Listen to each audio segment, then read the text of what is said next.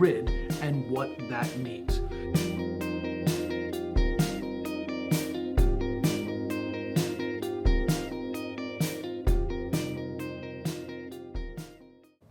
Hi, I'm Dr. Derek Mueller. I'm the ministry trainer for Share Word Global. We've been going through a process of training the facilitator in our grid evangelism training program. So what we want to do right now is I want to really focus in on what does it mean to be a facilitator. And sometimes a facilitator can be kind of like this object.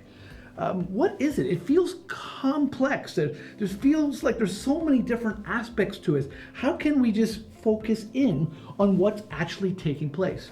So as we look at this and we think of our role as facilitators, some of us come to the role of facilitator confused. Well, let me clear up a little bit of that confusion. So let's first of all talk about how to be a good facilitator. What is the role of a facilitator? So first of all, what a facilitator does is a little bit different than what a lecturer does, a little bit different than what a teacher does, a little bit different than a speaker or a comedian does. What's different? Well, they're guiding a process kind of like a tour guide. And as a tour guide, what they do is they actually bring you along the way with them in a process that helps sort of excite the senses. It helps you see things and smell things, and they explain things and they bring some uniqueness to the journey. And what was so plain and so ordinary becomes alive. What they do is they create an experience. They create an experience that they are bringing the participants on. They're not lecturing them, though there's nothing wrong with lecturing, but the purpose of this is that we want them to experience, and they experience by making it practical in what they do. So they assist in making really the material clear. So what happens is, I believe that God uses you to make the material clear to that audience in that context at that time. So as we look at being involved as a facilitator, what we're trying to do is keep the workshop going. We use the materials that are available, we guide them through, we become the link to the different pieces that are along the way. We become the communicator, but really what happens is we manage the situation. We manage the teaching, we manage the workshop. And no matter how long it is, we get them engaged at a variety of different levels, from a mind, from a heart, and from a very practical perspective, so that they can have the material become part of them. We don't want to leave the material on the outside of them, that it's just floating there, that it bounces off them, that they stand like a deer looking into headlights or just glazed by these bright lights, and they leave going, yeah, I went to a workshop. There's a lot of material. I feel so overwhelmed. Instead, they go, I feel like I can do this. And knowing that they can do it will excite them.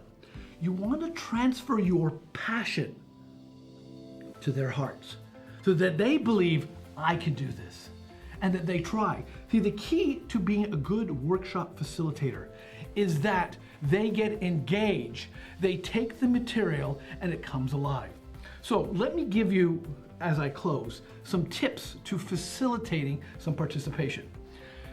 A key thing you should know as a facilitator is ask open-ended questions. Questions that have really no wrong answers. There's nothing like giving a wrong answer and someone going, you did it wrong. They will never speak again. So we ask them open-ended questions, but we also have them write down their answers. So we've provided a workbook. So as a facilitator, you help engage them. You tell them what page number they're on. You help them identify the section. You make sure they know which section they're in. Especially if you're doing this cross-culturally, it takes a little bit longer. I find that sometimes there's a pause between me and the translator, and sometimes just the comprehension of where is the material. Have them pair up with someone and share the material. So again, sometimes having them recite what they've learned. What did you learn in this last section? How would you implement this? And you have them break out. You may also find that dividing into groups becomes key. And so then you get these group interactions. So as a facilitator, you're continually working on changing the experience, but making sure the objective, the goal, and the content is clear and is getting across. So in the end, you will check with them to see if they've actually done it.